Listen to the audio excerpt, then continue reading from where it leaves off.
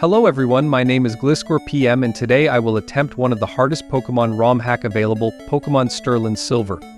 Pokemon SoulSilver is a difficulty ROM hack of Pokemon SoulSilver. The creators of the ROM have rebalanced the vanilla version, while making a lot more Pokemon usable by changing their stats and drastically increasing the difficulty of the game itself by giving every trainer upgraded AI and better teams. They also changes some Pokemon's types and move pools like Pidgeotto, that is now a flying electric Pokemon, and many more features that I am sure you will enjoy. So please have fun and let me tell you how I managed to beat Pokemon SoulSilver. I started my journey by choosing Totodile as my starter and headed directly to the Mr. Pokemon's house where he gave me a mystery egg that I should hand over to Professor Elm. I caught my first encounters being a Goldeen and a Poliwag that I added to my team. Not long after that came my very first rival battle. Silver has always been one of my favorite rivals. The relationship with his father Giovanni and the fact that he is a loner makes the character so interesting. The battle didn't take that long before my freshly caught Goldeen finished off his Chikorita with an Aqua Jet. Oh yes, before I forget, guys, this is my first video, so do not hesitate to give me some tips and please subscribe to my channel. That would help me a lot. With that out of the way, I named my rival Silver and caught some new encounters being a Sunkern, a Numel, a Slugma, a Phanpy, and finally a Geodude. There is where the fun comes. In this ROM hack they added the Sinnoh leaders in between every gym battle, which makes the game even harder. The first Sinnoh champion I had to face was Candace with Permanent Hail. She led with Sneasel and I sent out my Slugma. Tree Fire spins were enough to KO her Sneasel. She then sent out her Swinub and I decided to switch to Poliwag as she was probably going to OHKO my Slugma. One Water Pulse brought Swinub in the red, but she used Rock Tomb and lowered my speed, so I had to switch to Goldeen, who could finish him off with priority move Aqua Jet. At last was her Snover, who I confused with Supersonic. I was lucky enough that he hurt himself 2 times in a row, but it was just not enough to KO him, and he finished off my Goldeen with Razor Leaf, so I brought in Numel to finish the job, but he ended to hurt himself again in his confusion, which finished the battle. Next, I caught a Trico and defeated Elder Lee in the Sprout Tower so that I could move forward to my first gym battle, but first I needed to catch some more Pokemon, and so did I. I caught a Shellos, a Makihita, Swablu, and to finish off a Shinx and a Mareep that I both evolved into Luxio and Flaffy. And it was time for my first gym battle against Falkner, who started with the Staravia and I led with my Luxio. I decided to go with Seismic Toss because I knew after a few tries that he would go with U-turn, so he sent out his Gligar on the U-turn, who was hit by Seismic Toss, and I then switched to Phanpy, who could tank some Bulldozes and hit with few Accelerocks after eventually being KO'd by the Gligar. I sent out my Goldeen and misclicked, using Horn Attack instead of Aqua Jet, who would probably have taken out the Gligar. Then came his Pidgeotto that I brought to sleep and finished off with Accelerock. His Prinplup was no match for my Luxio that could easily bring him down with Shock Wave. Flaffy finished the battle by sparking both Staravia and Murkrow, winning me my first gym battle. After that, I decided to catch some more encounters. I found my favorite Pokemon Gligar and also caught a Elekid. I was taken by surprise by another gym leader from Sinnoh after exiting the cave, who this time was Maylene, who led with Meditite that I could easily finish off with Knockoff. She then sent out her Lucario that was taken out by my Phanpy with Tree Bulldozes, followed by her Graveler that also fainted by a bunch of Bulldozes. Wobbly finally ended the battle by holding at 1 HP and aerial acing her Machoke 3 times. It was time for my first encounter with the Team Rocket in the Slowpoke Well, where I defeated Proton without any difficulty. I then enlarged my team by adding a Krogunk, a Wynot, which will no doubt prove to be a key Pokemon for my adventure, and a Wooper, Ekans, and Magikarp, which I have respectively evolved to their next stage. It was time for another gym battle. Bugsy probably gave me the most trouble in the early stages of my adventure, but after a few tries, here's how I beat him. I led with my Arbok, who is now a Dragon Poison type, and took off his Illumise with 2 Crunches and his Vibrava with Dragon Claw. His Scyther was dealt with a critical hit Hidden Power Fire, and then came his Anorith, who was the most annoying Pokemon of his team. I tried to put him to sleep with Sing, but ended up missing my attack, and a Rock Slide took off my Swablu. Fortunately, I could count on Gyarados and my luck, who could take Anorith. Pinsir and his final Pokemon Heracross down with a couple of bounces where each time was helped by lucky paralysis. After getting my second badge, I decided to move on to the next town via the Ilex Forest, where I confronted my third Sinnoh gym leader Gardenia. She led with her Ludicolo that went down after 2 bounces of Gyarados. Next was her Voltorb that I could unfortunately not take down with my Gligar because he is yet to learn a ground-type move. I tried to finish the job with Croagunk and a Mach Punch, but it was just not enough, and she used Volt Switch to switch into Mothim that took down my Croagunk so that I could have a clean switch into Gyarados, who finished him off with a single bounce. Her Voltorb came back and Arbok took him down with Crunch. Then she sent out her Roserade, who, you guessed it, was taken down by a bounce. A bounce again on her Lileep took half of his HPs and Gyarados could go as a real hero to sleep. Quagsire finally finished the battle with a Mud Bomb. With Gardenia out of the way, we could progress to Goldenrod City, but before I caught some more encounters, being an Exeggcute, a Tyrogue, and a Teddiursa. I also evolved my Wynot into a Wobbuffet, who from now on won't leave the team.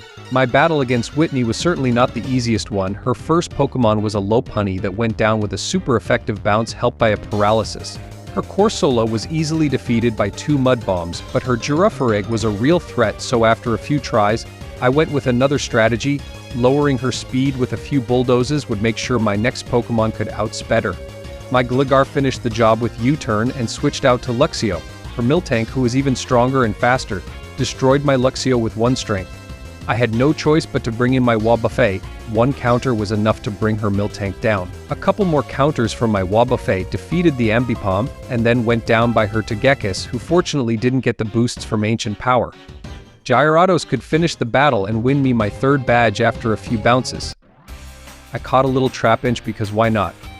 And by making my way to Akrutik City, I came across Dawn, who, let's be honest, wasn't that difficult of a challenge. Just before entering Akrutik City, I was challenged by gym leaders Rourke and Byron in a double battle. They led with Lunatone and Bronzong, and I sent out Gligar and Wobbuffet. By using knockoff on both opponents, they lost their battle item, but I wasn't able to connect with Counter or Mirror Coat, so I just kept on missing my attacks, which led to a very long battle. After a few knockoffs on the Lunatone, he eventually went down. His Slowbro finished off my Gligar with Aurora Beam, and I went with Encore on Bronzong, which locked him into Flash Cannon. I could then chip some damage on Bronzing with Bite, who kept using Flash Cannon, which was ineffective against both of my Pokemon, which surely led me to victory in this battle. A super effective critical hit Bite took off his Slowbro, and I continued attacking his Bronzing, knowing he would not use another move. I predicted the Volt switch from his Probopass on Gyarados and switched out to Numel. 2 Drain Punches took down his Probopass, and a Flame Wheel was just not enough to finish off his tanky Bronzong. I was in a situation where it was 2v1 until the end of the battle, so it wasn't much of a challenge anymore. I brought down his Omastar, Bronzong, and final Pokemon Absol with a super effective Bulldoze. I finally arrived at Akrutik City, where I could obtain my 4th badge, but I first needed to go to the Burn Tower, where I had another easy rival battle. To be honest, the rival battle is the only easy battle that does not require too much strategic preparation. My Numel finally evolved into a Camerupt, and I caught a Mawile, and I could finally challenge Morty. In this gym battle, there is Permanent Sun, which I took advantage of by bringing Sunflora into my team. First came his Drifblim, who went down after 2 crunches. Arbok used Crunch again to bring his Hypno to half his HPs and fainted to a Dark Pulse. Gyarados finished off his Hypno, and then came his Rotom Heat form. I decided to switch to Camerupt, anticipating the electric move. And 2 Rock Slides were just not enough to finish off the Rotom, so I switched to Quagsire, who could tank a Sun-boosted Flamethrower and use Drain Punch to take down the Rotom. His Tangrowth was one-shotted by my Sunflora's boosted Hidden Power Fire thanks to his ability Solar Power, which boosts the special attack but takes away some HPs. And it took down my Sunflora.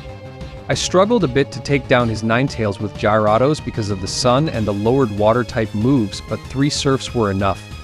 At last came his Jengar. I sent out my Wobbuffet, who could tank a Shadow Ball and retaliate with Mirror Coat, which of course one-shotted him and finished the battle, winning me my 4th badge. After that, I caught 4 new encounters and placed them in the PC for the time being. I also evolved my Flaffy and my Gligar, Look at this bad boy, he has so much flow. I then wanted to challenge Chuck for my 5th badge, but I first needed to look for that blue beast up north. That was referring to Suicune, and when I approached him, he ran away and Yuzine appeared, who wanted to challenge me in a Pokemon battle. Honestly, the fight was not difficult, and I didn't really need strategic preparation. I calmly finished the fight, sparing you the details, and was able to move on to my 5th badge, which was waiting for me in the city. Next step, taking on Chuck. I led with Gyarados, who lowered Staraptor's attack with Intimidate and resisted a Brave Bird. Bounce just wasn't enough, but luckily I paralyzed him and could move faster next turn and take him out with Ice Fang. Then came his Electivire. I switched Quagsire anticipating the electric move, and finished the Electivire with 1 Earthquake. His 3rd Pokemon was Armaldo.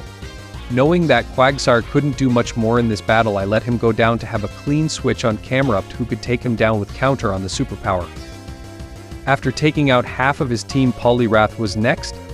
I switched on Wobbuffet, and for once I was the one setting up a Destiny Bond, and not my opponent, so when he took out my Wobbuffet, he followed him in his grave. With no Pokemon left on the field, I went with my freshly evolved Gliscor, and he sent out his Blaziken.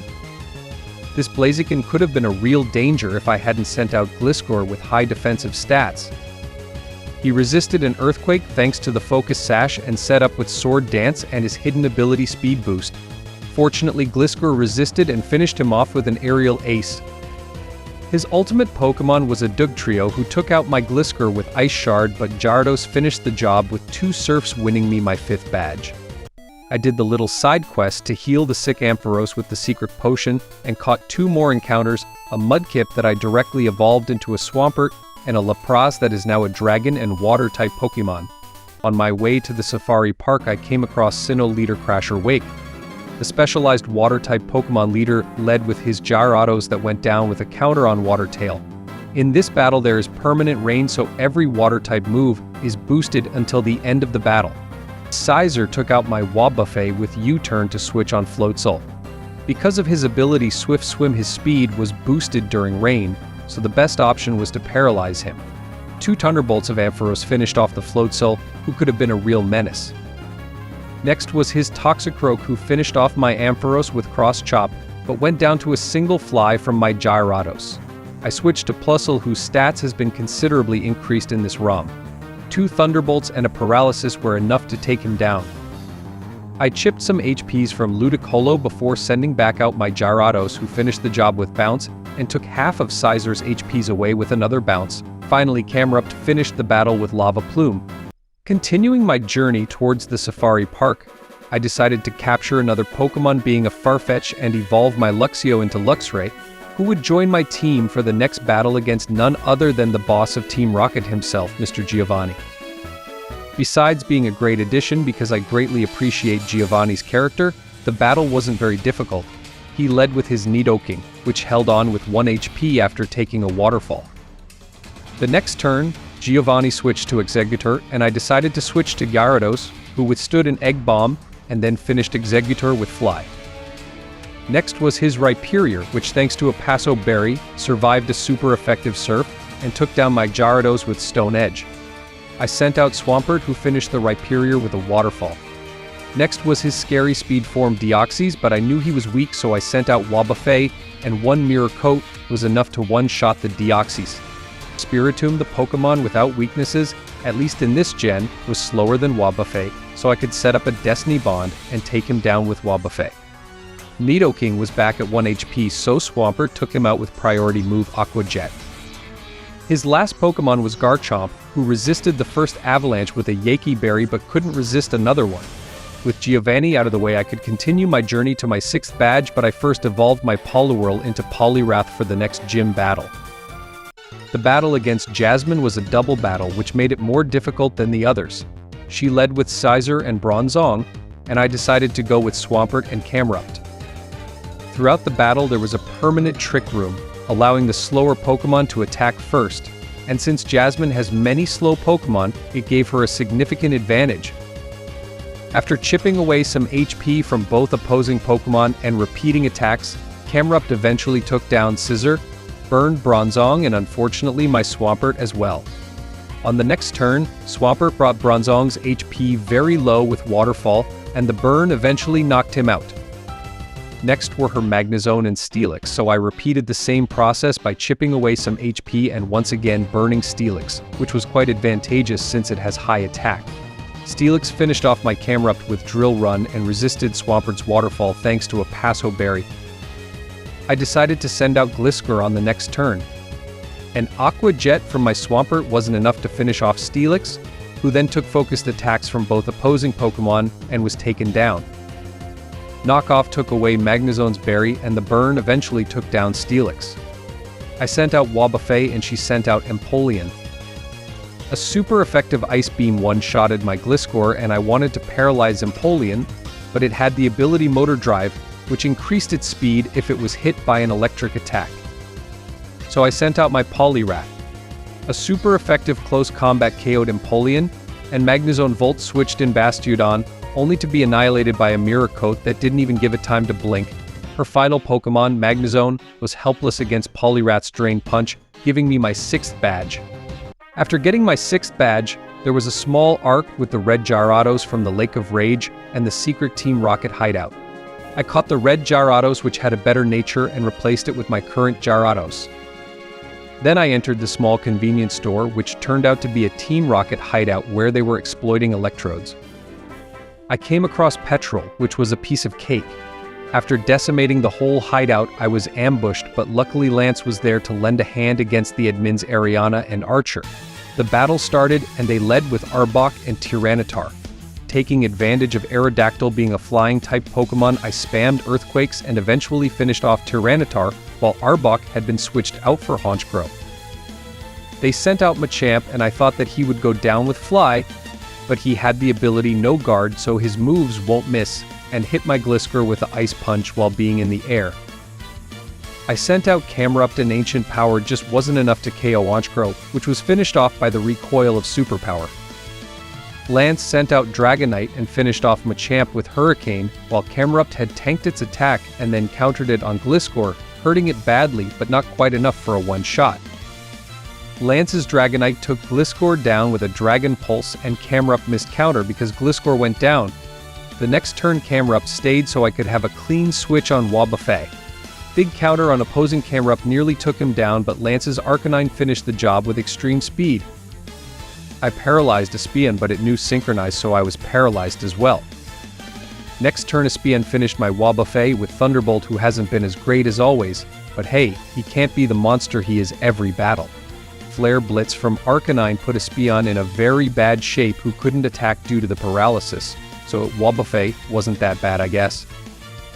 I sent out my Luxray and wanted to finish off the Espeon, but Arcanine did it again with extreme speed and went down afterwards to a super effective Hidden Power Water. Luxray took down half the HPs off Jolteon and Totera finished the job with Drill Run on the next turn, while Luxray put Houndoom in the Citrus Berry range with Cross Chop. Mismagius set up Reflect while Cross Chop and Drill Run took care of Houndoom.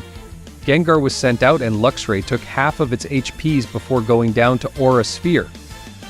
I have the feeling that I have been taking away half of the HPs of every Pokemon with Luxray, but it is alright because again Lance's Blastoise finished him with Hydro Pump.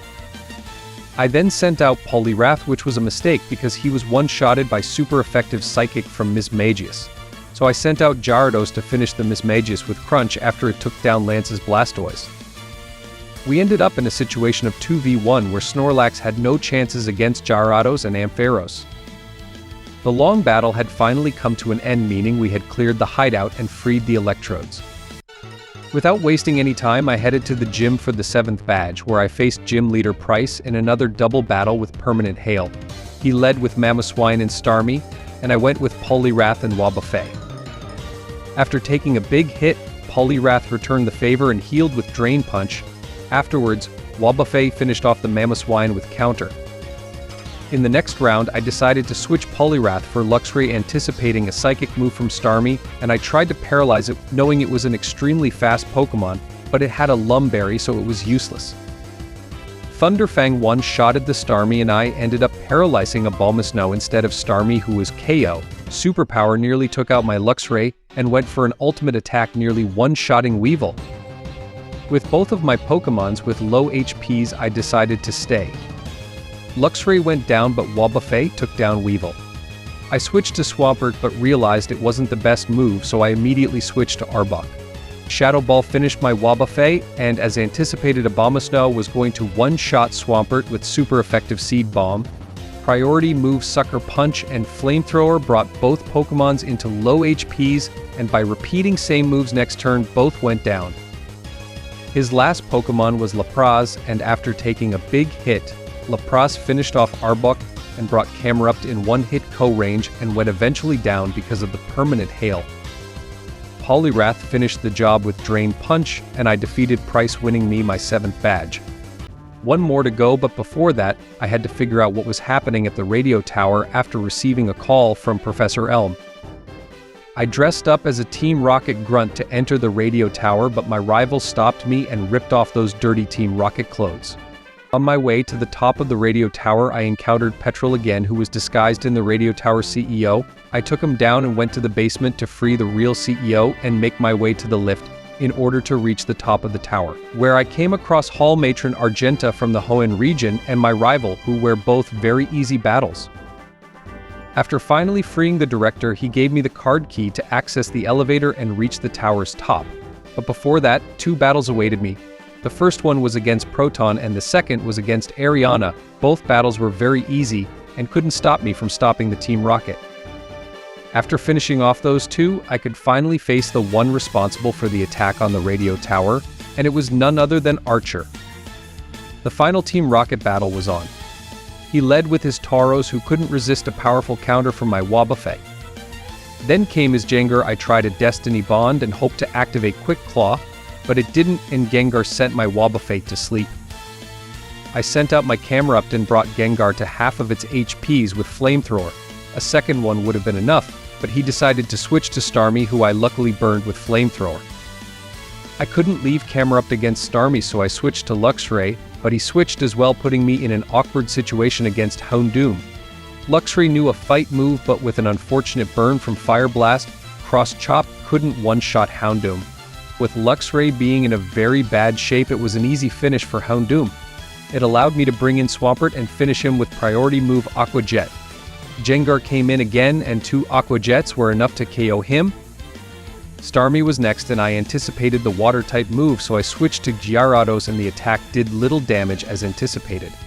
Next turn was supposed to be the last for Starmie, but he surprised me knowing an electric-type move and bringing down my Gyarados. I didn't really know what to do, so I sent out Camerupt, who I could sacrifice and hope that the burn could finish off Starmie. But I was lucky as Starmie missed Hydro Pump, which allowed me to take him down without losing Camerupt. His penultimate Pokemon was Tyranitar. I tried to push my luck even further by trying a counter and hoped to survive an attack from this monster, and it turned well as Camerupt survived at 4 HPs and one-shotted the Tyranitar with counter. His last Pokemon was the legendary beast Raikou. Obviously he finished off Camerupt as he had only 4 HPs left, but one Earthquake from Swampert was enough to end this battle, which also concluded the end of Team Rocket. I continued my journey, adding some new Pokemon to my box, starting with a Riolu, then a Magnemite, which I evolved into Magnezone, a Celio, which I also evolved into Walrein, and finally a Snorunt, which I evolved into Frostlass. As I was getting closer to my 8th badge, I had an unexpected encounter, Lucas from the Sinnoh region. We had a battle, which I won fairly easily. He gave me some interesting items for the rest of my adventure, and then I headed to the last gym. It was none other than Clair. An intense battle ensued. She led with Yanmega, but I quickly defeated it with a blizzard attack from my newly joined team member, Frostlass. She then sent out Rampardos, whom I tried to chip away at before being knocked out by a super effective head smash. I decided to send out Camerupt and tried to tank an attack to finish it off with counter, which was the best choice for the rest of the battle. I ended up losing Camerupt to Kingdra, so I sent out Gyarados, but it wasn't even enough to handle its overpowered Kingdra. Despite that, I managed to bring it to very low HP. Magnezone easily finished off Kingdra, but during this battle I lost a bit of control and sent out the rest of my Pokemon somewhat randomly. She sent out Flygon, which knew a fighting-type attack, and finished off my Magnezone, putting me at a disadvantage of 2v3. I had no choice but to send out my Joker, Wabuffet, which one-shot Flygon with Mirror Coat after resisting a Dragon Pulse. Then it took Ampharos with it in its fall with Destiny Bond, which allowed me to return to an even game with a 1v1 situation. I clearly had the advantage in the final opposition with Walrein against Salamence. Walrein resisted a Brave Bird and despite the Yaki Berry, finished it off with a super effective Blizzard. I defeated Clair, the last gym leader, and earned my last badge. At least that's what I thought. But there was one last trial. After passing a little quiz with the old sage of the Dragon's Den, Clair, visibly impressed, finally gave me the 8th and final badge. The old man told me about a mysterious Pokemon named Lugia, hiding in the Wirl Islands. I received a call from Professor Elm who asked me to meet him at his lab. He explained that the kimono girls were waiting for me for a reason at the dancing theater in Ikrutik City. I decided to go meet them, and upon entering they challenged me one by one to Pokemon battles. They all had a legendary Pokemon and wanted to test me and see if I was worthy of meeting the legendary Pokemon. After defeating them one by one, they went to the Wirl Islands and impatiently awaited me there. So I decided to go there without delay. I encountered Riley from the Sinnoh region, whom I defeated in a battle before finally being able to enter the sacred place where I witnessed the scene that I will never tire of.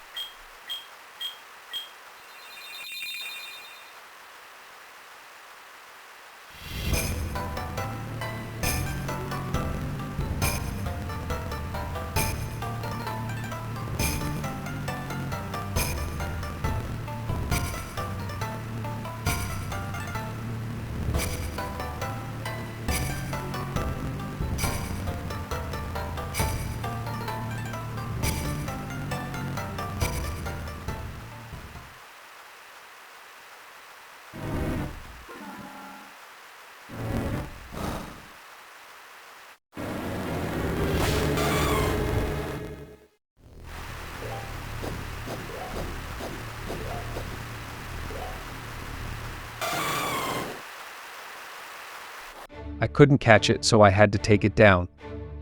With that out of the way, I only had one thing left to do: head to the Pokemon League and become a true champion. On my way to Victory Road, I encountered Blue, who wanted to test me. To be honest, it wasn't the battle I expected, as it was rather easy. Next were 3 consecutive battles against Sinnoh trainers Cheryl, Buck and Marley, who I defeated without any difficulties. However, a battle that was far from easy was the one against Steven Stone, the champion of the Hoenn region. The fight began, and he led with his Metagross, which, after taking a hit from my Swampert, used Explosion and knocked out everyone on the battlefield. I chose Frostlass next, but he sent out Armaldo, so I decided to recall Frostlass and send out Gliscor, who resisted a Stone Edge that Frostlass likely wouldn't have survived. Thanks to Poison Heal, Gliscor healed while in the air and managed to chip away a good amount of HP before being knocked out. Armaldo missed its Stone Edge against Gyarados, and Waterfall was enough to finish it off despite the Paso Berry it was holding. Steven then sent out Aerodactyl, a real threat to my Gyarados, so I switched and sent in Magnezone, who easily tanked the Brave Bird and head smash attacks before one-shotting Aerodactyl with Thunderbolt. Next was his terrifying Deoxys, which instantly finished off my Magnezone. Thinking Frostlass would be faster, it held on with 10 HP after Deoxys Psycho Boost and took down the Brute with Shadow Ball. His penultimate Pokemon was Aggron, and I managed to chip away some HP before Frostlass was taken down. I sent out Gyarados, but one Surf wasn't enough to finish it off, and in return, Gyarados took a massive hit but survived and finished Aggron with a second Surf. No matter what, I needed a clean switch for his last Pokemon Starmie, so I let it KO my Gyarados. In a 1v1, Wabuffet emerged victorious thanks to Mirror Coat, ending the very close battle against Hoenn champion Steven Stone. Finally reaching the end of Victory Road, I had one last challenge before being able to access the Pokemon League. It was a 12v12 battle with my rival against Elite 4 member Flint and gym leader Falkner. They led with Rapidash and Ambipom, and we led with Gliscor and Crobat. The battle was shaping up to be anything but easy. On the first turn, my rival decided to use U-turn and sent Feraligatr onto the field, while my Gliscor flinched from Fake Out. On the next turn, my Gliscor was taken down by Rapidash, which was then KO'd by Waterfall. I sent out Magnezone, but since they sent out Lopunny, I thought it was best to switch again, and it was Frostlass's turn to go in. An unexpected Blaze Kick severely weakened my Frostlass, but Feraligatr finished off Ambipom with Crunch. Falkner sent out Rotom in its Mow form, and I thought it was the perfect moment to use Blizzard on both, but unfortunately it only hit Lopunny. Immediately after that, my Frostlass was taken out by Blaze Kick and Feraligatr was defeated by Rotom after dealing some damage. So I sent out Wobbuffet, and my rival sent out Alakazam, who immediately took down Lopunny. That turn, I misplayed by anticipating an attack from Rotom against Wobbuffet, expecting to reflect the damage with Mirror Coat. Unfortunately, Rotom one-shotted Alakazam with Leaf Storm, making it a wasted turn for me. On the next turn, Crobat returned to the fray and Code Rotom with another U-turn, and this time, using Mirror Coat paid off as I managed to one-shot the newly entered Drifblim. After that, Flint and Falkner sent out Rotom in its Heat form and Electivire, who together defeated both of our Pokémon, despite my attempt to set up a Destiny Bond. I had 3 Pokémon left, so I decided to send out Swampert, while my rival once again sent out Crobat. Crobat instantly took down Rotom with Cross Poison, but was then one-shotted by Volt Tackle. While my Swampert was underwater, Meganium was sent into battle and managed to finish off Electivire, who had taken recoil damage and couldn't withstand a psychic attack despite holding a Lum Berry. Magmortar managed to land a hit thanks to its ability, just like against Archer's Machamp in the Team Rocket hideout. Swampert's dive attack wasn't quite enough to finish off Magmortar, but Aqua Jet calmly finished the job, allowing Swampert to rest in peace. Meganium took away half of Octillery's HP, and I decided to send in Gyarados. During that turn, Meganium finished off Octillery, while Gyarados prevented Steelix from attacking by causing it to flinch from Waterfall. The battle was nearing its end, and I recalled Gyarados to bring in Magnezone. My rival's Meganium was taken down after doing a great job. Immediately after entering the scene, Typhlosion finished off Steelix with Flamethrower, leaving us in a 2v1 against Luxray, who didn't last long against our 2 Pokémon. And then Raichu, who was immediately sent back from where he came after being one-shot. The ultimate challenge before the league was now completed, but the hardest part was yet to come. It was time to take on the Pokémon League, starting with Elite Four member Wirl. It's important to know that each opponent in the league has multiple teams, and you can't predict which one they'll use. The battle began with Permanent Sunlight, and in the first turn, I one-shotted Wirl's Espeon with Shadow Ball, giving me a slight advantage. Absol was then sent out, and unsure of what to do, I used Blizzard, which wasn't very effective since Absol is a Steel type in this version. Fortunately, Frostlass held on with a Focus Sash, surviving with 1 HP. I decided to withdraw Frostlass and sent out Magnezone, who tanked the Night Slash like a rock. The next turn, Magnezone used Thunderbolt, finishing off Absol, who didn't stand a chance. Next up was Typhlosion, so I recalled Magnezone and sent out Swampert, who withstood a sun-boosted Flamethrower. After withstanding a second attack, Swampert dealt significant damage to Typhlosion with Dive, which was weakened by the sunlight and the Paso Berry it was holding. On the next turn, Aqua Jet was enough to finish off the weakened Typhlosion. Next up was his Exeggutor, and I thought holding on to Swampert was a good idea for the rest of the battle, so I sent out Frostlass to get a clean switch. I then sent in Gyarados on the following turn and used Fly after taking a heavy hit. One attack was enough to take down Exeggutor. Will then sent out Electivire, and I anticipated an electric attack, so I switched to Gliscor. One Earthquake later, and Electivire was history. His final Pokemon was Porygon Z, and I removed its Life Orb with Knock Off, which could have caused me a lot of trouble before Gliscor was brought down. I thought Gyarados would be faster than Porygon Z, but that wasn't the case and was finished off as well. However, no one can stand up to Wobbuffet, and after taking a Hyper Voice, I countered with Mirror Coat, knocking out Porygon Z and securing the victory in my first league battle. Next on the Elite Four list was Koga the Ninja, who led with Fortress to set up Stealth Rock. After a long exchange of Fly and Flash Cannon,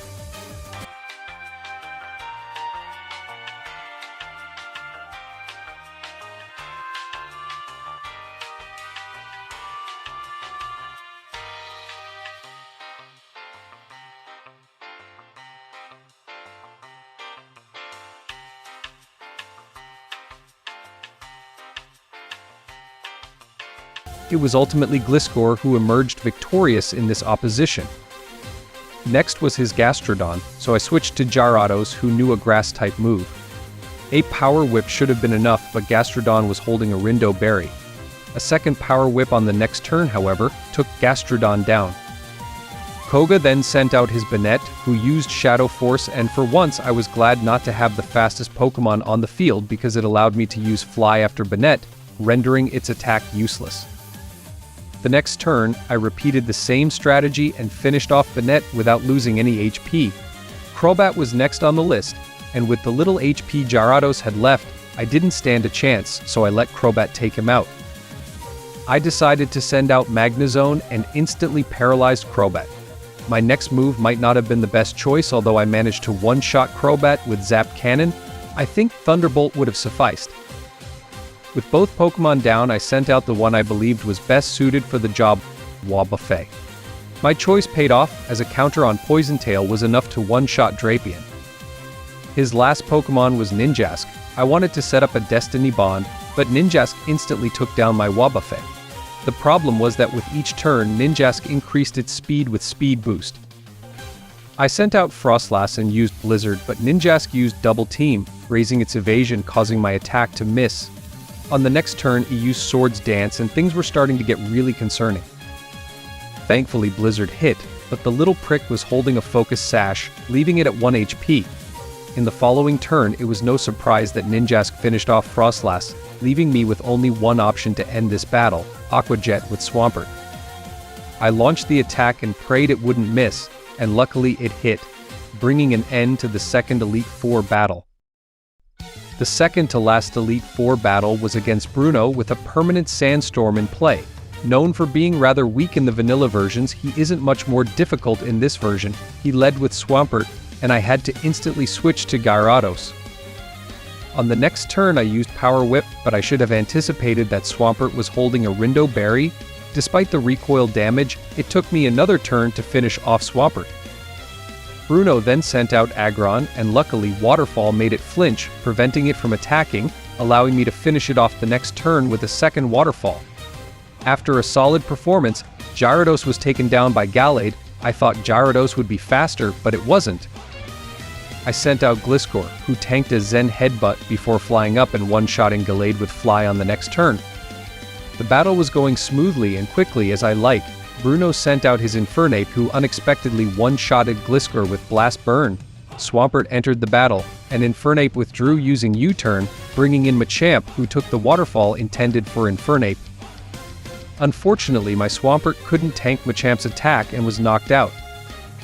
The rest of the battle was a breeze for Frostlass, who first finished Machamp with Blizzard, then Infernape with Power Gem, and finally Flygon in 2 turns with Shadow Ball, ending the battle and securing the victory for me. The final member of the Elite Four stood in my way. I was about to face Karen. She started by sending out Lucario, who launched a powerful attack on my Gliscor. Thanks to its Focus Sash, Lucario was left with just 1 HP after taking an Earthquake. Knowing Gliscor was doomed, I switched to Swampert, who tanked a Flash Cannon and finished off Lucario with Aqua Jet on the next turn. Karen then sent out Vileplume, forcing me to switch to Gyarados, who lost a significant amount of HP due to Giga Drain. I assumed Gyarados would be faster than Vileplume, but that wasn't the case, and it got put to sleep before it could even attack. At that moment, I should have switched immediately, but for some reason I tried to attack. Realizing Gyarados was going to be finished off on the next turn, I recalled it and sent out Gliscor, who held on with just 5 HP. Thankfully, Gliscor was faster and used Fly on the next turn, allowing it to recover some HP with Poison Heal. The attack dealt decent damage, but wasn't enough to one-shot Vileplume, so Gliscor was taken down. I decided to go with Frostlass, who missed Blizzard on the first turn and lost half of its HP. Fortunately, on the next turn, it didn't miss and managed to KO the Vileplume, which had caused me quite a bit of trouble. Next up was Karen's Tyranitar. Frostlass missed Blizzard again, and was KO'd by Stone Edge. The rest of the battle wasn't going to be easy, so I sent out Swampert, who tanked a superpower and dove underwater to attack on the next turn with Dive, dealing enough damage to bring Tyranitar into range for an Aqua Jet finish right after. Gyarados was then sent on the field and I needed a clean switch to Magnezone, so I let Swampert get taken out. With a few HP remaining, Magnezone used Zap Cannon, and despite the Waken Berry that Gyarados was holding, the attack was so powerful that it one-shotted him. Having leveled the playing field, I sent out Wobbuffet, who used Counter on Crunch to one-shot Ursaring. Karen's last Pokemon was Sableye, and no matter what it did, it was doomed thanks to the Destiny Bond I set up with Wobbuffet just before it was killed by Shadow Punch. Sableye was taken down along with Wobbuffet, concluding the final battle against the Elite Four. The final battle was about to begin. I moved forward, feeling the weight of the pressure bearing down on me. The battle began, and there was no turning back. I gathered my courage and went for it. Lance led with Aerodactyl, and I started with Swampert. After taking a heavy hit, Swampert dove underwater to one-shot Aerodactyl when it resurfaced with Dive. On the next turn, Lance sent out Salamence. Knowing Swampert wouldn't be of much use for the rest of the battle, I let it get taken down by Salamence, allowing me to clean switch to Froslass. With a single Blizzard, despite the Yaki Berry Salamence was holding, Froslass managed to KO it. Next was his Charizard, so I switched to Gyarados, who first tanked an Overheat and then an Ancient Power, before launching a Waterfall that made quick work of Charizard. Lance sent out Garchomp, and I couldn't afford to switch, so I let Gyarados get taken out by Stone Edge. I then sent out Froslass, who was faster than Garchomp, and hit it with Blizzard, leaving it at 1 HP thanks to its Focus Sash. Fortunately, Stone Edge didn't one-shot Froslass, and without risking a Blizzard miss on the next turn, I used Shadow Ball to finish it off. Lance's Dragonite finally came out, and Froslass, who had already done a tremendous job, brought Dragonite down to very low HP with another Blizzard just before being taken down by Dragon Rush. His last Pokemon was Slaking, who could have been a real threat if I hadn't sent out Wobbuffet, who one-shotted it with Counter after taking its Double Edge. That was it. I did it. I defeated Lance and became the champion of Johto. I loved playing Pokemon Sterling Silver, even though I know there's a newer version where the final league battle is against Red, but that will be for another time. By the way, I still have the Kanto region to explore, so let me know in the comments if you're interested, and don't forget to subscribe, it would mean a lot to me, and support me for future videos. More videos are on the way, and if you have any suggestions, feel free to share them. I'm open to all kinds of challenges. But for now, guys, this will be it. It was a pleasure making this video for you and showing how I beat Pokemon Sterling Silver. This was Glisker PM, take care and see you next time, bye.